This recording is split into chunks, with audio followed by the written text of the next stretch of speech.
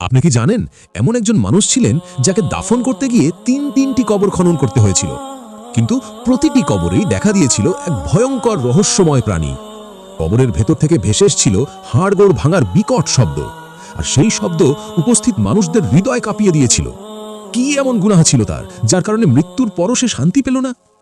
হযরত আবান বিন আব্দুল্লাহ বাজালি রাহিমাহুল্লাহ বর্ণনা করেন, আমাদের এক প্রতিবেশী মারা গেলেন। আমরা তার দাফনের জন্য কবর খনন করলাম, সব প্রস্তুতি সম্পন্ন, কিন্তু হঠাৎ কবরের ভেতর থেকে বিড়ালের মতো দেখতে এক অদ্ভুত প্রাণী বেরিয়ে এলো। প্রথমে সবাই ভাবলো হয়তো সাধারণ কোনো প্রাণী, কিন্তু না, ওটা সেখানেই বসে রইল। আমরা তাড়ানোর চেষ্টা করলাম, চিৎকার করলাম, পাথর ছুঁড়লাম, কিন্তু সে এক চুলও নড়ল না। এমনকি গোরখোদক কুড়াল দিয়ে তার কপালে আঘাত করল, তবুও সে সরল না। অগত্যা সবাই সিদ্ধান্ত নিল এই কবর ছেড়ে আরেকটি কবর খনন করা হবে। দ্বিতীয় কবর খনন করা হলো, কিন্তু বিস্ময়ে নিশয় সেই একই প্রাণী আবার সেই কবরের ভেতর বসে আছে।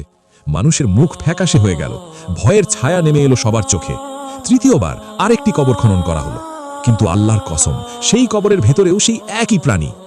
অবশেষে বাধ্য হয়ে সবাই সেই কবরেই মৃত ব্যক্তিকে দাফন করলেন।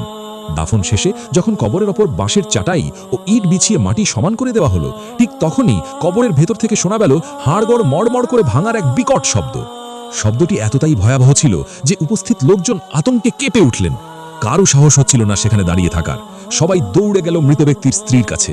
ঘটনাটি খুলে বলল এবং জানতে চাইল, আপনার স্বামী কি এমন কাজ করতেন যার কারণে এমন ভয়াবহ দৃশ্য দেখতে হলো? স্ত্রী কাঁদতে কাঁদতে বললেন, সে ফরজ গোসল করত না, নাপাক অবস্থাতেই চলাফেরা করত, ইবাদতে অবহেলা করত।